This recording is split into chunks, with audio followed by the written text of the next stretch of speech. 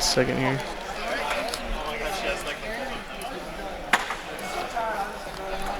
Yeah, the glare on that, it's a little difficult to read. Looks like there was an exchange there at the trade.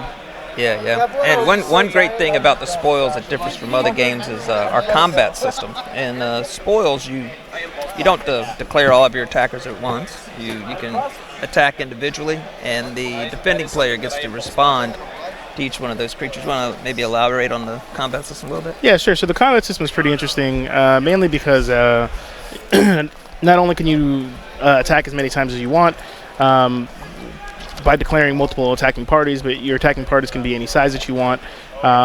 They also have a speed mechanic, which is very interesting. It's probably one of the more intrinsically skillful aspects of the combat system, where characters are exchanging and inflicting damage at the rate of their speed. So a higher speed character is going to inflict its damage before a lower speed character, which causes some really interesting combat scenarios. Yeah, because when you guys say, "Oh, that's like first strike." Yeah, exactly. Yeah, so like if you have really when it gets exciting is when there's an attacking party with multiple characters at different speeds, and you start resolving combat differently, and your opponents start deploying it's separate. Like what we saw just here, we just saw the speed take that guy out. Yeah. So it looks like it's a fleet golem that Ian has on the board right now. Double checking this. Yes. Yeah, okay, that is a That's all he's got going for him, too. Yeah, at the moment, he's really needs to do something right now. He didn't have... obviously, he played Fleet Golem really early, so he couldn't take advantage of putting the token on it, so it can't be blocked. When it comes into play, you can pay an additional 5 to put a token on it. If you do, it makes it unblockable. Yep. Wasn't able to do that because he played it early, which he had to. Art came out very aggressively.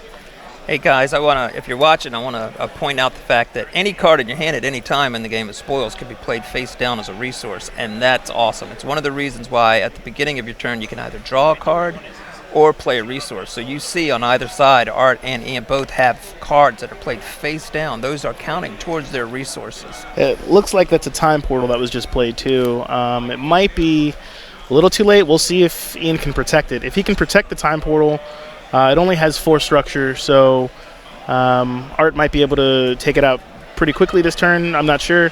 We'll see. If Ian doesn't look like he has any resources available, so Art just has to navigate with what's on the board, and it looks like he has 5 resources at the moment and at least 4 cards in hand, so I'm pretty sure he's going to be able to go ahead and get rid of that time portal. If he doesn't get rid of that time portal, things are going to be pretty difficult. And you see he's initiating, declaring an attacking party, trying to get the time portal, trying to wither it down. We'll see how Ian's going to respond here. Ian's losing characters pretty quick. It's nice to have those 3 up there. If you're not familiar with the spoils, again, a structure is a permanent that comes into play that provides the ability to add tokens or some kind of buff or some kind of addition to the gameplay, and it comes into play kind of like maybe what people might say a planeswalker or something like that. Sure. Yeah. Again, you see those face down resources. That's called in the spoils. That's called volition. Yeah, I'm not too sure there's anything in this set particularly that takes advantage of volition. However, if there was, Ian would be providing 2, and Art would be providing, I think, 2 as well. Looks like he has 2 face down. Yeah, these they're drafting out a Seed Saga. That's a set that came out summer of last year. It's also the set that had a lot to do with us winning the Origins Fan Favorite Award. Yeah. So it looks like Art was able to get rid of the time portal, which is kind of unfortunate for Ian. He has another one in his deck. Looking through his list, let's see what other threats that we're going to be able to deal with. I watched Ian play earlier. He was concerned about the number of creatures that he had in his deck. Yeah, he looks a little light.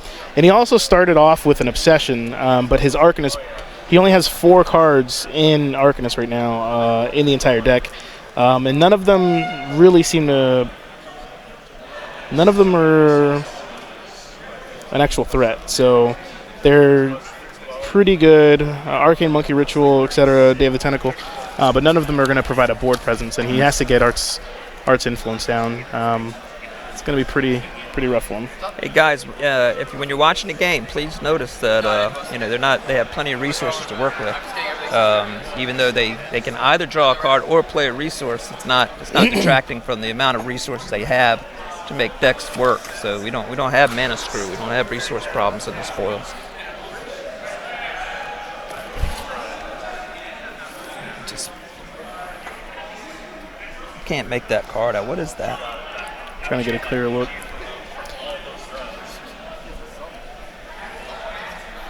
So far, Art's only gotten through to deal 2 damage to his influence. Yeah. Well, the time portal soaked up a lot of what would have been damage.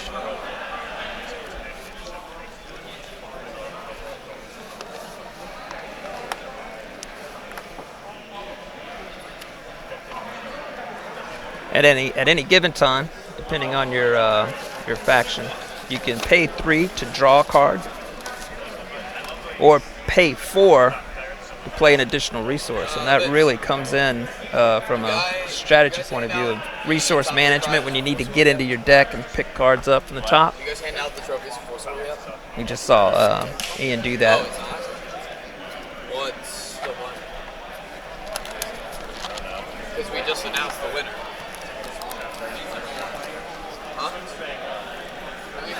Some of the cards that are played face down that serve as a resource have the flip-up ability. You can look at the card while it's face down, pay its numeric cost to flip it up, activate its ability, or put it into play. So where did you get that first up in the mail? So we just saw that card with flip-up. So we just announced What was that, Ian?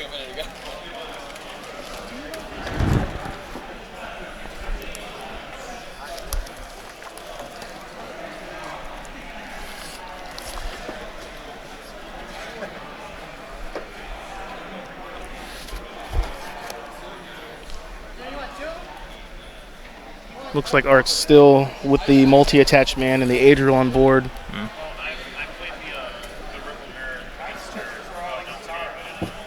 Again, if you're not familiar with the spoils, you've never heard of the spoils, it's been around for 10 years. We're going into our 10th year. It started in 2006. Arcane Tinman, the people who own Dragon Shield, I know you guys that are watching this match or following the ARG Circuit Tour are familiar with Dragon Shields as a card game. They picked it up in 2009, and this has been kept alive mostly from underground and fans. We kept that game alive. We put out 3 new products last year, taking this thing out to the marketplace, trying to get more and more people to enjoy the strategy-based gameplay of spoils, more so than the fans that kept it alive for years. We love those fans, but we're finding that the marketplace is kind of hungry for something that offers a little bit more strategic-like gameplay, a lot more decisions. The decision tree being a lot broader because it's a responsive game where you're able to respond. You have unlimited main phases, so to speak. Total freedom. So what you're seeing here is they're playing their characters, the other players responding. You don't have cards that can only be played at certain points of play. You're able to respond at any time, so long as you have the resources to pay for that card. Is that right, Chris? Yeah. Yeah, you do whatever you want all the turn. Turns, there's a lot of actions, a lot of decision trees. It's what a lot of the players seem to like about it. It's a lot like playing chess in a card game. I heard that a lot today. We did a lot of demos today. I think it's a rusty pickaxe that Art has on the... it's a rusty pickaxe that he has on the multi-attached man right now. So it looks like he's doing a pretty good job getting in there. Ian is going to have to start. His hand is kind of useless right now. He has, looks like just 2 resources in his hand, maybe. See him. So he's going to have to start drawing some cards. It looks like he can draw 2 cards at the end of turn here, and he's really going to need to start applying pressure, or he's not going to be able to come back from this deficit.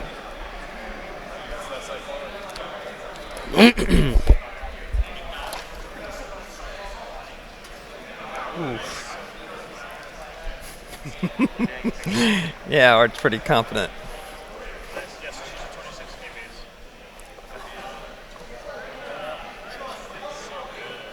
You know, we've not seen any rogue cards come out of Art's deck, have we?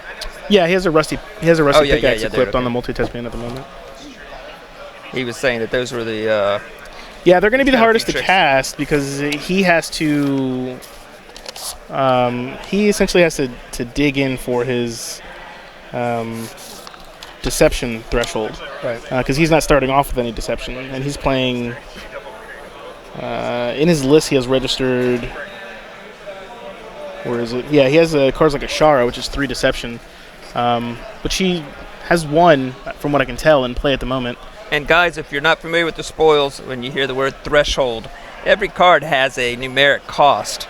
But in addition to that cost, well, not in addition to that cost, beneath that there are 2 or 3 or a number of icons that have to be satisfied. So a card might have a numeric cost of 4, but 2 of them have to be raged. That's what we're referring to as threshold, if you're not familiar with that.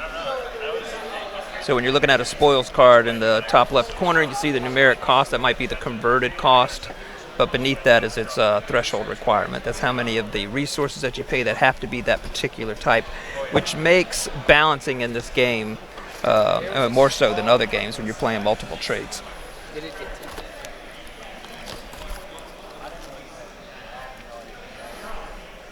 Hmm.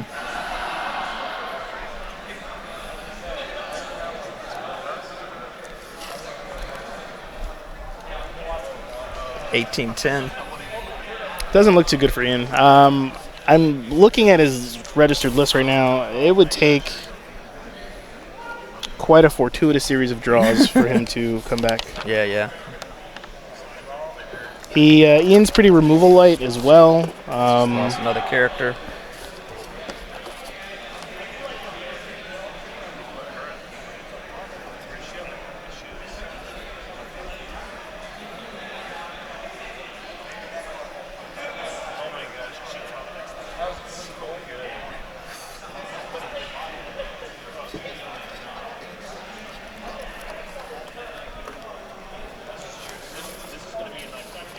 Yeah, you know what?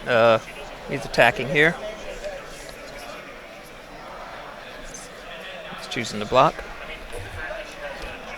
Yeah, the Fleet Golem's kind of been there for quite a while. Considering paying for something there. Yeah.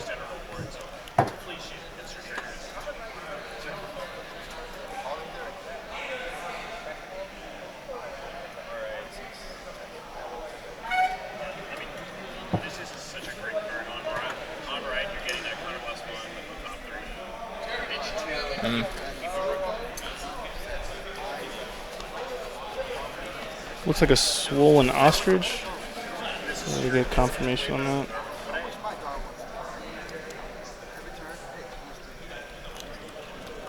Yeah, that's really good. What I actually do want, and what's the goal would be not to talk about all those ride chains for sure to get like support for ARGCS Dragon, give them a great one that makes sense. Right there you saw Art paid 3 to draw a card.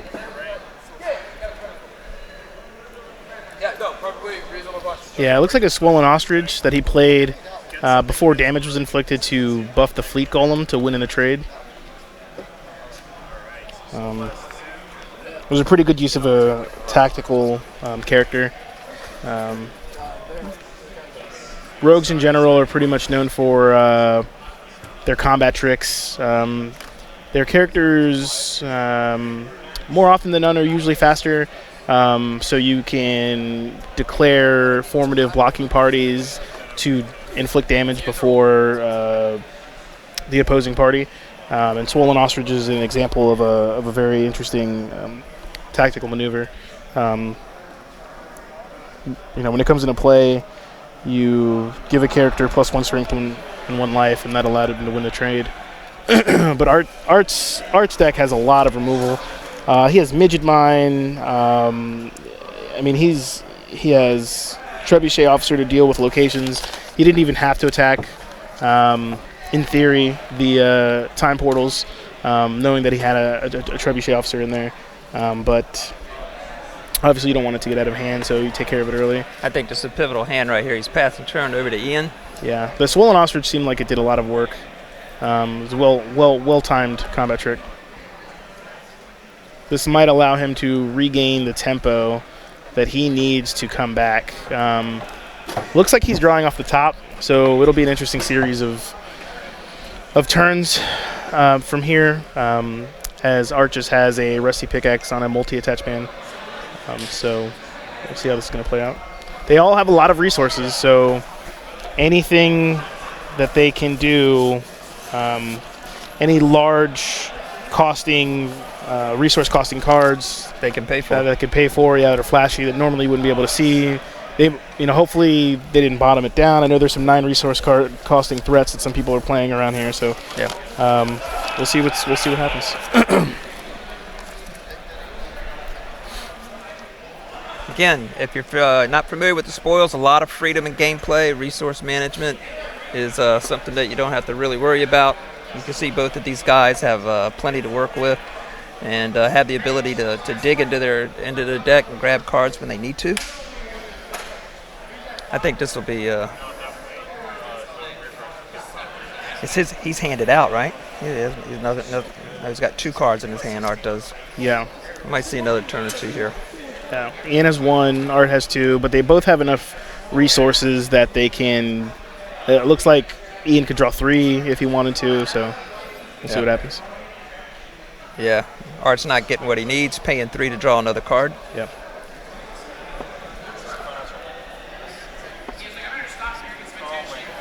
Guys, Looks like he has a couple flip up cards. Yeah, It doesn't look like they were overcosted. It just looks like he was strategically playing some flip up cards down. So we'll see. We'll see what kind of cards does Ian have in his pool that are flip up. What happens to a flip up card when you when the creature dies?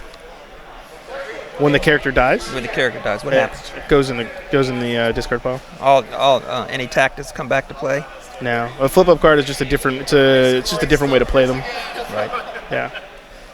It takes advantage of the spoils resource system where you can play cards face down, and it doesn't make them feel like you've wasted those cards. Which in a best of 1 match, it's pretty good to have situational cards anyway. Sure. Guys, if you're sticking around watching this top 8 featured game here at ARG Orlando, we want to thank you for that. We've got another featured match coming up in just a bit in our top 4, and then our finals. If you have any questions, get them in that chat. We answer those questions for you. I know a lot of the nomenclature is a little bit different. The terms are a little bit different than maybe what you're used to with Magic or Force of Will or Yu-Gi-Oh. Looks like the Rusty Pickaxe and the multi-attached man went in, and the Swollen Ostrich traded for it. Rusty Pickaxe is going to go down face down. Art's climbing through his deck.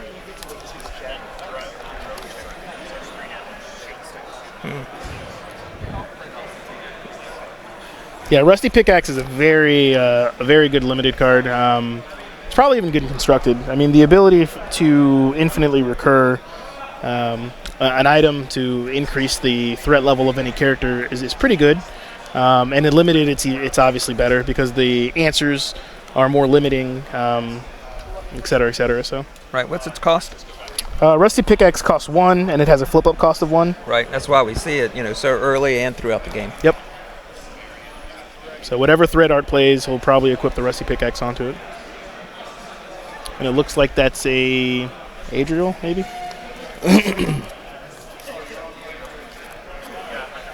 Yeah.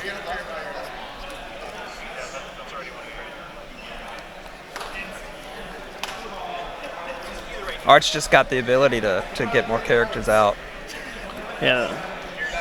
Whatever. What? But I want to trade in cards. Harrogate. How do I spell our champion's name? Again, if you're just joining us or if you're watching the game, what you're seeing here is the spoils featured match for our top 8 here at ARG Florida. We're so happy to be here, be a part of this. It's our first time being here, and it's been great being here. We did a lot of demos. As a matter of fact, 2 of these people, no, 3 or 4 of these people in the top 8 were people who just came to the spoils this very weekend. Oh, very nice. Yeah, I didn't know that. So it looks like Art has a Trebuchet officer in play, so if a second time portal does come down from Ian, it's not going to be very difficult for Art to deal with it, which is very unfortunate for Ian if he doesn't have a way to remove the Trebuchet officer, because... I don't think he does. Yeah.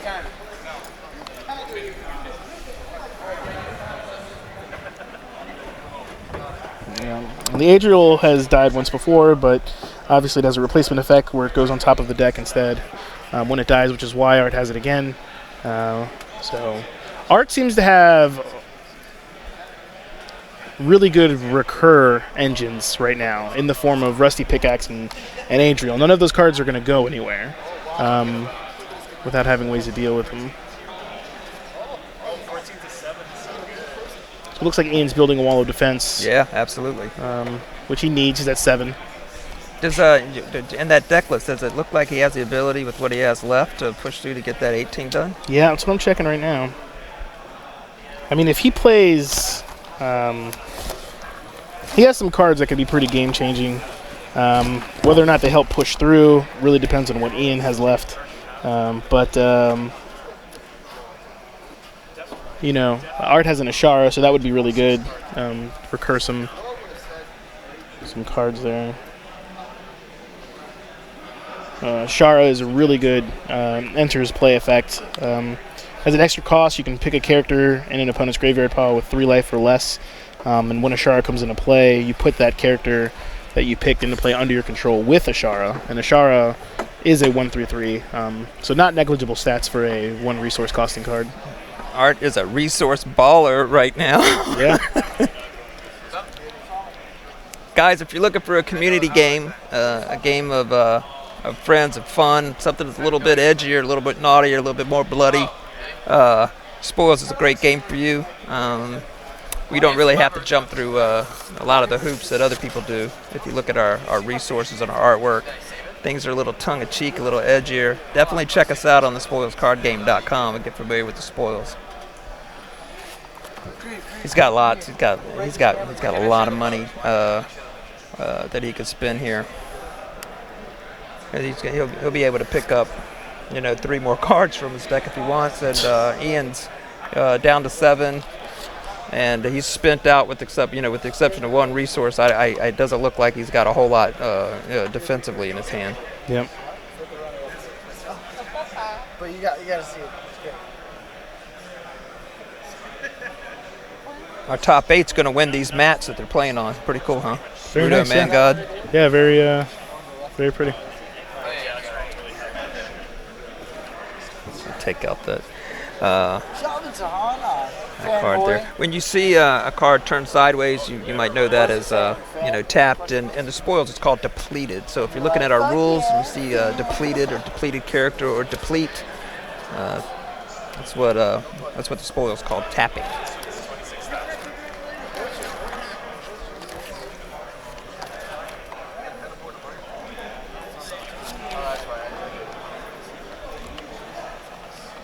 There is a Malicious Golem in Ian's deck that he hasn't played yet. I imagine that would be pretty good for him to draw any minute now.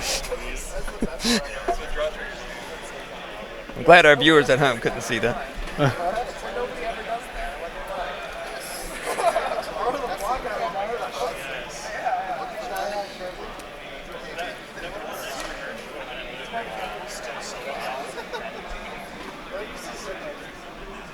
If you guys have any questions, make sure you chat them in the window there while we're sitting here. We'll be gone in just a little bit to get our next featured match from our Final 4.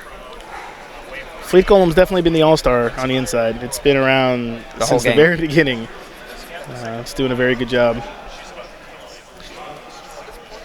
If ever he needed to go on the offense, he could bounce the Fleet Golem and replay it with the additional resources. Doesn't look like it's going to happen, though. But in theory, if there was a way, he is playing Arcanist. They have a lot of bounce tactics, so. But it still looks like Ian's playing from behind, which is completely understandable. He had a very negative life total at a very early start, and his deck is kind of all in on double time portals. He has cards like Malicious Golem, which can do things afterwards, but it really seems like it was kind of all in on that trick. Well, this is 4 turns, 3 turns now. It's 7. Or down lower there, and he just hit Art for 3 more. So we'll see what happens.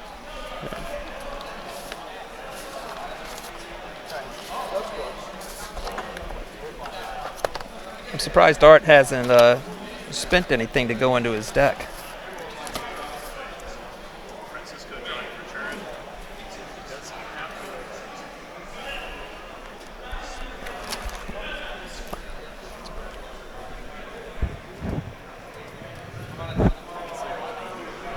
Ian, that's right. A lot of Ians love the spoils. Flagtitious Denunciator on Ian's side.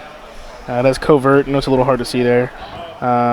If you don't know what covert is like it's a form of stealth. It can only be blocked or, by other characters with covert. So if you see a covert character come into play when you're playing spoils, you're looking for something on your side that has covert. Downside to covert is it could also only block characters with Right. covert, and he really needs blockers right now. So.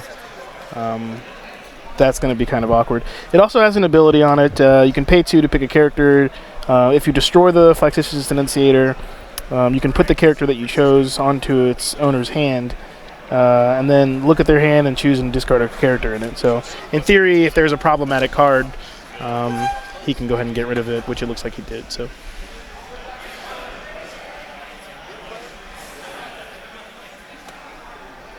It's paying to buff him.